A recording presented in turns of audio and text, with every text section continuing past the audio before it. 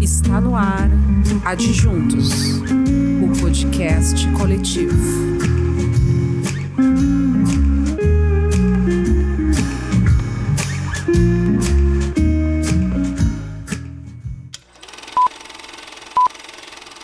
Telas Latinas, o nosso cinema com Luiz Alberto Cassol. É uma alegria dar início a mais um episódio do Telas Latinas aqui no Adjuntos Podcast, um projeto idealizado pela Carolina Baumann, pelo Paulo Vaini, que nasce justamente desse desejo de reunir pessoas, criar conexões e formar um coletivo de podcasts, um espaço de troca, de escuta e de boas conversas. Você pode acompanhar o Adjuntos tanto no YouTube quanto no Spotify. E além do Telas Latinas, tem muita coisa interessante por lá. São os podcasts como o Psil, o Mesa de Afrodite e o Rua da Margem. Ou seja, tem muito, mas muito conteúdo esperando por você. E agora vamos então ao número emblemático, cabalístico, 30º episódio do Telas Latinas. E olha, o episódio de hoje está muito especial. Hoje o papo, um ator que construiu uma carreira daquelas que vão sendo lapidadas com o tempo, projeto a projeto, personagem a personagem. Falo do querido ator Rafa Sig. Hoje nós estamos aqui numa entrevista por Meet, eu de Porto Alegre, Rafa lá do Rio de Janeiro. Seja bem-vindo ao Telas Latinas, Rafa Sig. Cassol, obrigado pelo convite, obrigado Carol, obrigado Paulo também. Que prazer estar aqui no Telas Latinas, conhecer o Adjuntos Coletivo, assim, com tantos podcasts, tanto conteúdo bacana, né? Eu estava ouvindo a sua fala falando que a menção tem uma palavra fundamental, né, nisso, que é ponto de encontro, né? Como é fundamental na vida e na arte a gente ter pontos de encontro, assim, para trocar, para se entusiasmar, para se rever, para lembrar, para se fortalecer. Eu acho que isso é fundamental. Fico muito feliz, obrigado pelas suas palavras, muito gentis, e estou feliz demais. Vamos conversar. Prazerzão. Vamos lá, Rafa, vamos bater um papo. Para mim também é um baita prazer aí falar com o parceirão que tu és. Bom, e deixa eu fazer aqui uma pequena introdução, então, da carreira do Rafa, um texto que a gente fez, né, produziu, e o Rafa conta com mais de 20 anos de trajetória, ele tem uma presença muito forte no cinema brasileiro, são mais de 20 curtas, cerca de 10 longas-metragens, ele transita com naturalidade entre o cinema independente e produções de grande alcance. O Rafa Sig esteve em filmes como Simonal, Alemão 2 e o recente Nosso Lar 2, Os Mensageiros, que levou mais de 1,5 milhão de pessoas aos cinemas. Isso é um baita marco, né, para o cinema brasileiro. Mas, ao mesmo tempo, ele protagoniza também obras mais autorais, eu diria obras intimistas, que eu sei que é um termo que o Rafa acho que vai gostar, como Disforia e Alaska, mostrando uma versatilidade grande e uma entrega intensa em cena. E essa caminhada continua com novos trabalhos, como os longas Estrutura e Porongos e a série Rock do Cassete, que reforça essa relação constante do Rafa com o cinema. E o interessante é que essa construção no audiovisual, ela dialoga muito com a base dele no teatro. O Rafa é um ator de formação sólida, vindo do que a gente chama do tablado, das artes cênicas, e mantém há anos uma pesquisa consistente cênica. Ele integra a companhia de teatro íntimo, que desenvolve um trabalho bem particular, mas próximo do público, explorando textos de grandes autores e uma atuação mais sensível, mais direta. Bueno, Rafa, antes da gente partir para a televisão, antes de falar um pouco mais sobre teatro, deixa eu ficar contigo no cinema, e eu quero te perguntar assim, Rafa, como é que o cinema entrou na tua vida? Seja lá o que essa pergunta vai te levar. Ah, legal. Cassol, cara, que loucura, né? Te ouvir falar tudo isso assim, brother. E a gente é tão íntimo, né, cara? Você tá nessa minha trajetória de cinema praticamente desde o começo, quase que desde o primeiro momento, assim. Eu ouvindo tudo que você fala, assim, cara, é difícil. Se eu ouvisse o que você falou de mim sobre outra pessoa, eu ficaria bem impactado, assim, falando assim, poxa, que interessante, né? Mas daqui de dentro, a sede de fazer e a vontade e o olhar orgânico para tudo que aconteceu até hoje não me faz olhar de uma maneira assim exaltada. Eu me sinto, sim, privilegiado por tantas experiências que eu já vivi, sabe? Compreendi com o tempo, né? E na vida, óbvio que, enfim, as oportunidades, elas são raras também, né? Então, sim, eu tive oportunidades que foram construídas ao longo da vida e por especificações, assim, de momentos, assim, e por uma busca minha muito forte. E isso eu acho que eu posso comentar daqui a pouco, quando eu falasse de um tempo que eu morei em Porto Alegre e onde eu me aproximei, eu tinha uns 20 e tantos anos, e Porto Alegre tinha 3 faculdades de cinema, né? Então eu falei assim, cara, eu comecei a conhecer a galera que fazia cinema ali, né, em Porto Alegre, nas faculdades, conhecia já os professores, Gilson, Fabiano, Gus, fui conhecendo os alunos. Isso é só um parênteses, assim, mas ali eu acho que foi um grande salto, assim, porque ter trabalhado com aquela galera no momento onde eu disse para mim mesmo, não, eu quero fazer isso, eu não vou ganhar nada, e eu quero me amadurecer, crescer como ator, aquilo foram milhões de experiências riquíssimas com filmes universitários, onde eu podia estar na tela, onde eu podia me ver, me experimentar, e cinema é uma arte, como qualquer coisa, que a gente só cresce fazendo. E não tem certo ou errado, é fazer. Fazer, como diria João Cabral, fazer o que seja é inútil, não fazer nada é inútil, mas entre fazer e não fazer, mais vale o inútil do fazer. Mas vamos lá. Vamos lá. Rafa, Cara, já que tu falou nisso, assim, deixa eu fazer aqui uma pequena... rememorar algumas coisas.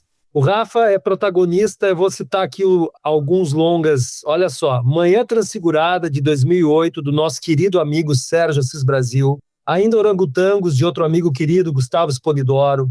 A Última Estrada da Praia, de outro amigo, Fabiano de Souza. Bom, todos aqui eu vou ter que dizer que são amigos, né? Aia 4, do Emiliano Cunha. Simonal, do Leonardo Domingues. Las Ineses, de Pablo José Mesa. Alemão 2, do José Eduardo Belmonte. O Nosso Lar 2, do Wagner de Assis. E agora, o Neto também protagonizou o Disforia, o Alasca. Recentemente filmou Estrutura. Rafa, desses filmes todos, eu não vou te fazer a pergunta daquele que te marcou mais, mas desde 2008, lá do Manhã Transfigurada, que a gente sabe que filmou no início dos anos 2000, mas ele demorou um tempo até ser lançado em 2008, até chegar, assim, vou dizer, no Nosso Lar, em 2024, para fazer um recorte temporal. O que aconteceu contigo como ator de cinema do Manhã Transfigurada até o Nosso Lar 2? cara, eu acho que... 24, 25 anos, né? Se a gente pegar o início dos anos 2000. Você sabe, cara, vou responder essa pergunta, respondendo rapidamente a pergunta que você fez antes sobre como que isso começa. Eu fui me dando conta, ano passado, eu estava nessa reflexão sobre 25 anos, né, na estrada, levantando meu projeto sobre teatro aqui, eu estou montando um espetáculo solo, e aí fui relembrando esses 25 anos todos. E aí, quando algumas vezes me perguntaram, né, quando que isso começa, né, como que essa sede de atuar começa. Eu me formei em Santa Maria, em teatro, mas eu fui fazer teatro, me fazer o curso de artes cênicas em Santa Maria sem nunca ter feito teatro na vida, eu tendo feito uma ou outra vez, e eu nem era de uma cultura familiar, assim, de vamos ao teatro, sabe? E eu acho, cara, que eu fui movido pela ideia de fazer teatro, porque eu já estava apaixonado por bastidores antes mesmo de estar, seja numa sala de teatro, num bastidor, numa coxinha de palco, ou nos bastidores de um filme. Tem um fato muito marcante, cara, para mim, que é assim, se a gente pensar no filme em si, ele não é tão relevante. Certamente eu tenho amigos, atores, diretores que têm referências cinematográficas talvez um pouco mais elaboradas já nos seus primórdios, assim, mas no meu caso, eu cresci ali nos anos 90, na época que chegou a TV a cabo, né? Então a gente ficava muito tempo na frente da televisão, e a TV a cabo disponibilizou uma série de making-offs, né? Às vezes entre um filme e outro, passava ali, vamos mostrar um making-off de um filme. Isso começou a chegar muito nos anos 90, na televisão, em casa, que era onde eu acessava eventualmente isso. E eu lembro, cara, que eu vi o making-off de um filme que chamava Coração Valente, cara, que é um épicozão e tal. Mas foi a primeira vez que eu olhei para um filme, eu lembro, claro, a primeira vez que eu fui ao cinema e tal, mas assim, foi a primeira vez que eu olhei para um filme para além do filme. E eu fui olhando aquela maquinária toda para aquilo acontecer e eu achei aquilo encantador, sabe? Eu acho que eu me apaixonei por isso. E por isso que, assim, é uma arte coletiva, né, brother? Assim, eu quero estar em cena conversando com o câmera, o diretor de fotografia, que é o primeiro que está me vendo ali enquanto eu estou fazendo. Eu preciso dessa troca, eu preciso dessa confiança, além da direção, óbvio, além dos parceiros de cena, eu preciso compreender que tem um monte de gente trabalhando junto, sabe? Então, eu acho que essa coletividade que foi o que mais me impactou e me levou, acho que, para fazer teatro e depois vieram as oportunidades no cinema. Eu acho que nesses 25 anos, assim, nessa trajetória de Manhã Transfigurada até agora, os filmes mais recentes, no final do ano passado, óbvio, vou repetir o óbvio, que cada projeto é um salto no abismo, a gente sempre pensa, eu não sei nada, como que começa isso? E quando a gente acha que sabe alguma coisa, você vai tropeçar, e é bom aceitar isso também. Mas eu acho, cara, que no meio desse caminho todo, porque o Manhã Transfigurada saiu em 2008, mas a gente filmou em 2002, né, cara? Então é muito mais tempo, assim, de uma primeira experiência cinematográfica, que para mim começou lá em 99, o primeiro curta, sabe? Depois do filme do Sérgio em 2001, 2002. Eu acho que o filme do Fabiano, A Última Estrada da Praia, que é um filme que eu não falo nada, absolutamente nada, o meu personagem não fala, me levou para um estado de vulnerabilidade e de absoluta presença em cena de uma maneira que eu nunca tinha experienciado. É claro que depois eu experimentei essa vulnerabilidade, as seguranças, as inseguranças, as forças. Claro, no filme do Gus, no Ainda Orangotangos, que é um plano sequência, uma adrenalina teatral, assim, né, para segurar aquela bola que está sendo jogada há, sei lá, 60 minutos já, quando ela chega para você. Te obriga a algo, mas assim, eu acho que aonde é mais puro, onde eu me vejo mais presente, assim, me reconheço mais, talvez, seja na Última Estrada da Praia, sabe? Me sinto mais desnudado.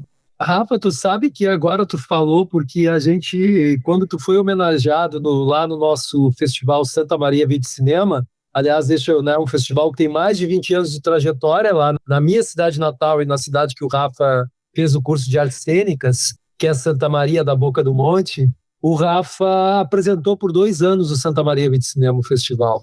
E depois disso, né, a gente homenageou o Rafa no Santa Maria Vídeo Cinema. E nessa homenagem que a gente fez ao Rafa, entre os filmes que a gente exibiu aqui em Porto Alegre A Última Estrada da Praia. Eu já tinha visto, Rafa, o filme várias vezes, tá? Cara, é muito visceral mesmo, assim. E agora, quando tu falou, eu fiquei assim, me permito te dizer que ele é um filme que tu te entrega de uma forma, tem cenas ali emblemáticas, sabe? Para o ator que te permite te entregar, né? Sim. Cara, porque ele é um filme, como diz o próprio subtítulo do livro do Dionélio Machado, né, que é O Louco do Cati, que chama assim, que é escrito Aventura. Então a gente filmou num mood aventura. E eu, muito focado na minha disciplina, nas coisas todas, tive que conseguir equilibrar, porque no absoluto estado de presença você não pensa, você vive. Mas a arte não é um lugar para você simplesmente viver, porque isso não, viver no sentido assim irresponsável da palavra, assim, não é sobre isso. A arte não é sobre isso para mim, pelo menos. Mas também conseguir se libertar da racionalidade, sabe? Se permitir estar vulnerável. A gente filmou de uma maneira assim muito viva, como aquela viagem de 2 caras que se perdem na praia, no litoral e vão vivendo aventuras assim. E é preciso absorver aquele espaço, né, daquela imensidão, sabe, cara? É muito emocionante, assim, não é sempre que isso acontece, né? Sim. Eu acho que cada projeto é um encontro e eu fico muito feliz de ter caído, me jogado e caído naquele abismo, assim, pela forma como o Fabiano escolheu filmar e uma coisa de momento de vida também, assim. Legal, Rafa, que bom ter essa, acho que acima de tudo, a sinceridade nas respostas é algo que sempre te marcou. Rafa, deixa eu fazer aqui um colchete. Dizer que na televisão, o Rafa também construiu um percurso bem diverso, né? Muita gente deve lembrar recentemente do Rafa Sig em produções como Pantanal, onde tu fez um vilão Solano, né? Que foi marcado. Sim. O Rafa também passou por outras novelas, séries e minisséries, em diferentes emissoras e plataformas da Globo, HBO, Netflix, GNT, enfim. São trabalhos que mostram a tua capacidade de adaptação em diferentes linguagens e formatos, tá? Sem perder a tua identidade como ator, Rafa, que eu acho que isso é uma coisa muito, muito forte em ti, e eu vou preparar a pergunta a partir daqui. tu é um artista que transita com consistência entre teatro, cinema e televisão. Por isso que eu acho que tu tem essa carreira que é sólida, vai se consolidando cada vez mais, mas para mim ela já é uma carreira sólida. Ela é diversa, mas ela está em constante evolução, porque eu acho que tu te permite isso. E aí eu vou te perguntar o seguinte, Rafa, com a tua formação lá na Universidade Federal de Santa Maria, tua experiência na oficina de atores da Globo, como que isso influenciou no teu estilo de atuação ao longo da tua carreira? Cara, eu acho que, cara, muitas janelas que se abrem, né, pessoal? Eu acho que assim, eu ainda estou aprendendo a fazer televisão, sabe? Eu acho que essa sempre foi, estou aprendendo a fazer televisão, ou a televisão que aí está, ou a televisão que chega pelos canais abertos. Me sinto aprendendo, tive algumas oportunidades e acho que as oportunidades onde mais brilhou, apareceu um pouco mais do meu trabalho, no caso de Pantanal e no caso de algumas séries que não são tão televisivas assim, né? Eu acho que Pantanal, que é assim uma novelão, digamos assim, que tem um caráter mais novelesco, as outras séries que eu fiz para a Globoplay, tipo Guerreiros do Sol, já é uma outra elaboração, assim, não é uma novela, mas ela tem outras características. Eu acho que quando os personagens procuram a gente também, e assim, eu sou uma pessoa que, embora a gente tenha listado uma série de coisas aqui, ficou a vida ainda tentando diminuir os intervalos entre uma coisa e outra dentro dessa gangorra emocional da sobrevivência e da luta para viver de arte, para fazer filme, para fazer cinema, para conseguir um bom papel na televisão e para fazer teatro, que é a luta mais árdua, assim. Mas eu acho que, sem dúvida, assim, a formação da Universidade Federal de Santa Maria, que é um lugar que eu volto, eventualmente converso com os alunos e com o maior prazer poder retribuir um pouco para uma universidade pública, que me deu tudo, porque eu não sabia nada, eu só posso retribuir ela da mesma maneira, sabe? Conversando com os alunos, trocando com eles, dizendo, acreditem, vivam esse momento que é a universidade, sabe? Esse lugar maravilhoso que é uma universidade pública. Fui viver, e aquilo me deu, eu acho que eu me descobri ator mesmo, foi no terceiro semestre da faculdade, sabe? Num acidente no meio da cena, assim, eu falei, peraí, aí aquilo tomou uma outra vida, é presença, é sobre presença, né? E eu acho que aí eu fui me descobrindo ator, essas coisas todas que o teatro traz, sobre a presença, sobre disciplina, sobre estudo, sobre escuta, principalmente, porque é sobre o que eu vou ouvir, não é sobre o que eu tenho tanto para falar, né? É como o que eu estou escutando vai afetar o que eu vou falar e vai me afetar. E acho que quando eu chego depois, em 2008, vim para fazer a oficina de atores da Globo, também foi de novo uma oportunidade, era um formato de oficina muito rico que existia na TV Globo, não existe mais, de muito, muito aprendizado. A gente está sempre, é um clichê, né? Mas a gente está sempre aprendendo, assim. E eu acho que eu tô tendo que toda hora equilibrar, deixar vazar o que a vida já aos 46 anos entregou, né, enquanto experiência de vida, enquanto bagagem das coisas criadas, com uma humildade de tentar aprender e me concentrar no que vamos criar hoje, sabe? Como estamos hoje. E aí, então, pegando isso, Rafa, nessas tuas experiências, eu tenho duas perguntas assim que eu separei aqui, que eu acho que... De que forma a participação no Programa Internacional da Escola Estúdio de Teatro de Arte de Moscou impactou na tua visão artística e no teu trabalho como ator? Porque tu sempre fala nisso. Como isso, assim, eu me lembro de uma viagem que a gente fez juntos com a Alexandra Zanella, lá de Santa Maria, depois no Santa Maria Vídeo Cinema, e tu falou um pouco dessa tua experiência. Sim. Como isso te impactou lá, Rafa? Cara, foi muito potente mesmo, assim. Eu tive uma formação, eu fui aluno da Nair D'Agostini, que estudou, na época era Leningrado, né, era São Petersburgo. Então ela é de uma escola focada no Stanislavski, mas de uma leitura que não é tanto essa americana, né, que foram como os livros foram traduzidos, ou de como o Stanislavski precisou apresentar o trabalho dele lá naquela época e foi recebido por outras pessoas, mas tudo é válido porque se funciona, se potencializou, mas também se forjou uma espécie de cinema, que é o cinema americano, né? E a gente tem uma escola, a escola russa é uma outra escola, e a gente aqui tem a nossa cultura é tão rica, então é preciso saber dosar as particularidades. Quem sou eu, Rafa, um cara que nasci no interior do Rio Grande do Sul, isso eu acho que vaza um pouco em todos os meus personagens, sabe? Quem eu sou, de onde eu vim lá, daquele interior, daquela cidade pequena, assim, sabe? sempre vai estar comigo isso. E como organizar as técnicas, enfim, a Nair é de uma escola do Stanislavski, que foi a que forjou a minha formação também, de um ator criador, um ator que tem a consciência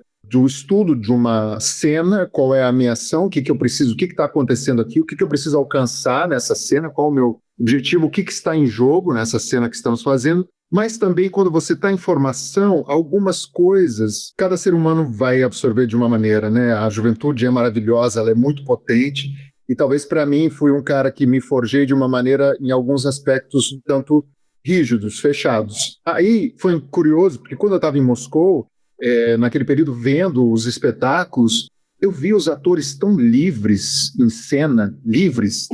Eu não via ninguém duro, ninguém preso numa partitura, numa coisa que se possa imaginar de um teatro russo, sabe? Não, eu vi as pessoas absolutamente livres em cena. Aquilo foi libertador para mim, tanto que quando eu voltei, eu estava vendo, eu não entendia russo, muito pouco, mas entendia a ação, o que estava acontecendo em cena e compreendia o drama. E aí, quando eu voltei para o Brasil, eu fui fazer o filme, fui fazer o Alasca, em Goiânia. Ali já teve um pouco disso vazando, e fui fazer o Las Inês também, mas no final daquele ano seguinte da minha volta, eu fui fazer um espetáculo aqui no Rio que era uma adaptação para o teatro do Festa de Família, do Thomas Vinterberg, emendado no Funeral, que é um texto que ele escreveu para teatro. Eu acho que ele não filmou o Funeral, ou filmou, eu não lembro.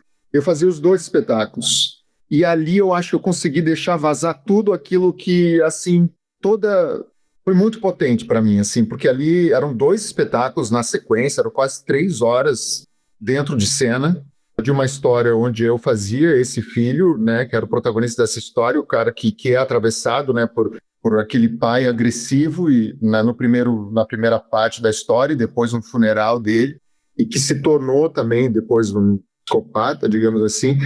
E era denso, pesado, mas eu estava livre, cara. Eu estava livre. É sobre liberdade, né? É estar vivo, é estar livre em cena. É absorver um monte de conteúdo, um monte de informação sobre personagem, questões técnicas. Eu quero isso, objetivo, aquilo. E quando chega na hora é você largar tudo. Acreditar que está tudo ali com você. Mas estuda, né? Se prepara. Pois é, falando em estudo, Rafa, antes de fazer a pergunta, e a gente já está indo para os finalmente, eu tive a oportunidade, como diretor, de trabalhar com o Rafa, né, dirigi-lo 2 séries, né, do Paulo Nascimento, onde eu fui diretor da 2ª unidade, e na 2ª temporada do Chuteira Preta eu dirigi com ele, co-dirigi, e aí pude te dirigir algumas vezes, assim, diretamente. Uhum. E uma coisa, é muito encantador te dirigir, Rafa, assim, eu gosto de dirigir, obviamente, tu já deve ter percebido, é uma coisa que me encanta, é a direção, mas tu é um ator que nos encanta dirigir a nós, diretores, porque tu tens uma capacidade de entrega, mas algo que sempre me encantou muito, eu vou te dizer assim, um bastidor, tá? Teve um dia que eu estava gravando uma cena no Chuteira Preta 2, e era numa locação muito grande, numa casa, e tu entrava na sequência da cena. Tu não estava em quadro, portanto.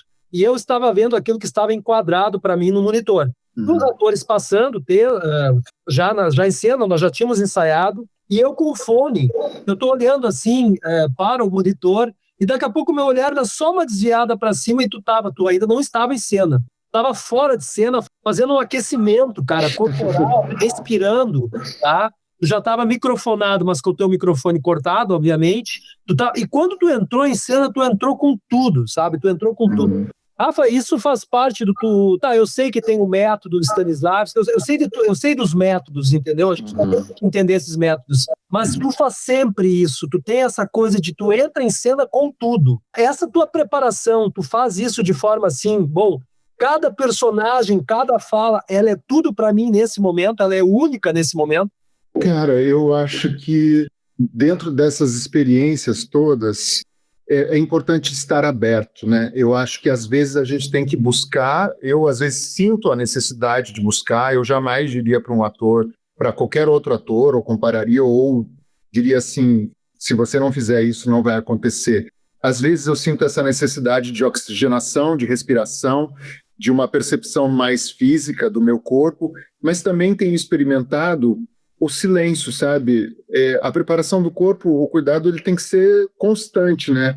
Mas às vezes, se eu acelerar demais o meu coração também, meu corpo pulsar demais, eu não vou conseguir acessar outros campos aqui do meu olhar, da minha escuta. Então, acho que varia muito sobre o que é o momento, aquele momento.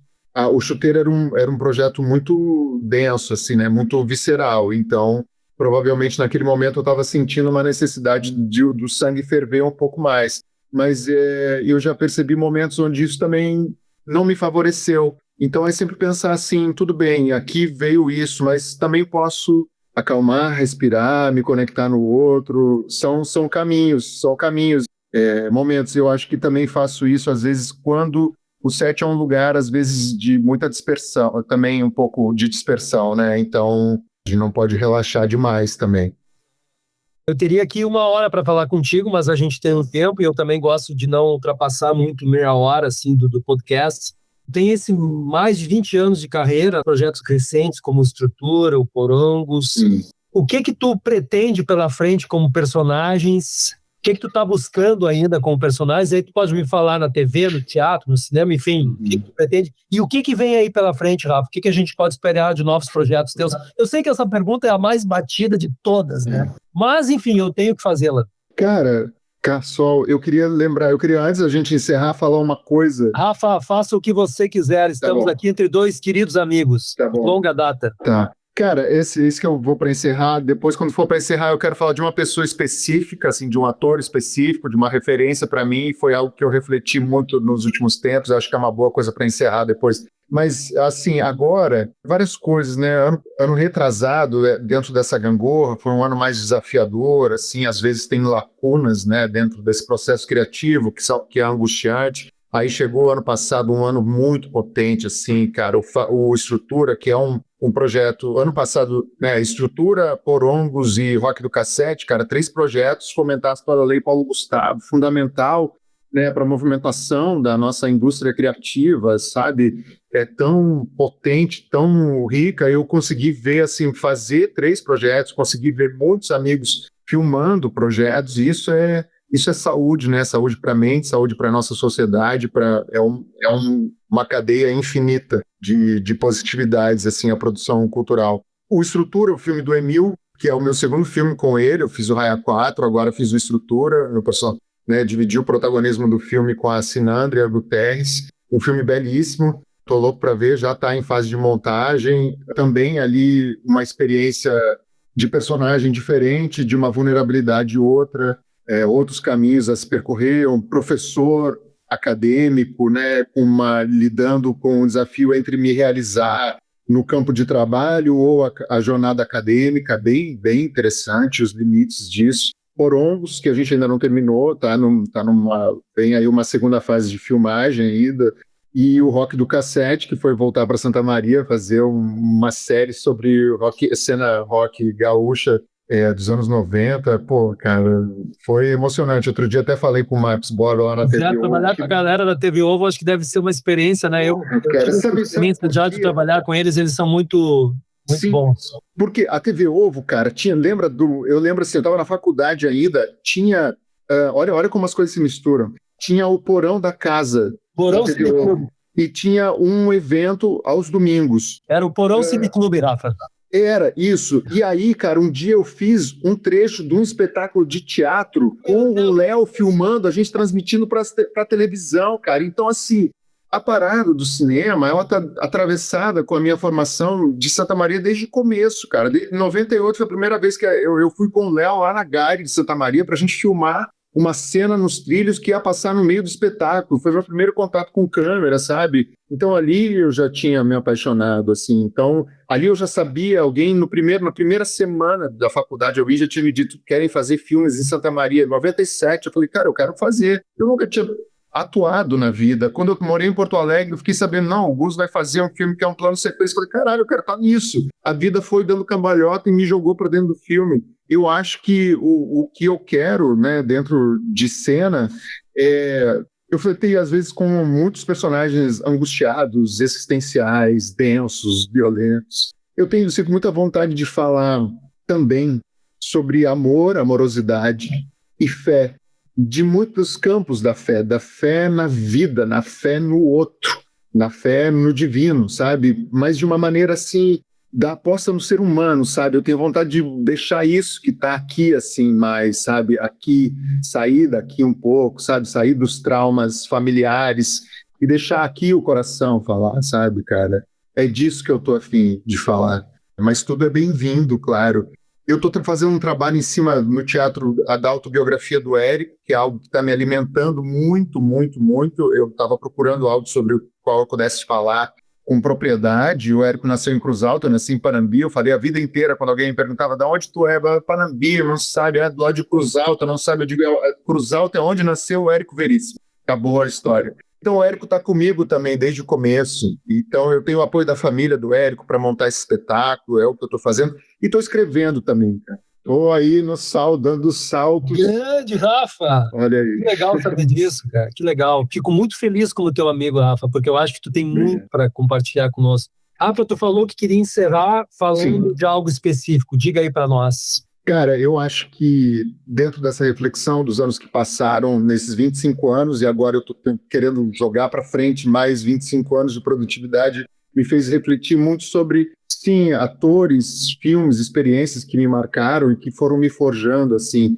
Ano passado eu me dei conta de uma coisa, cara, na televisão começou a reprisar uma novela dos anos 80, 90, que eu me dei por conta que, da mesma forma que aquele filme me impactou lá nos anos 90, mais da metade, assim, sobre bastidores, eu acho que a primeira vez que eu olhei para uma tela, eu me dei conta disso recentemente, que eu olhei para uma televisão e vi um trabalho de um ator e pensei assim, cara, tem alguma outra coisa além, mesmo sem pensar assim, quero ser um ator, quero atuar, ou o que você nem compreendia o que era atuação. Eu tô falando de Raul Cortez, cara. Eu vi o Raul, eu lembro, eu tava vendo Rainha da Sucata, eu era uma criança, com 9, 10 anos, foi a primeira vez que eu olhei pra televisão e vi esse cara. O meu sonho é fazer um personagem como o dele, que era um mordomo, tá? Tô jogando ele pro universo.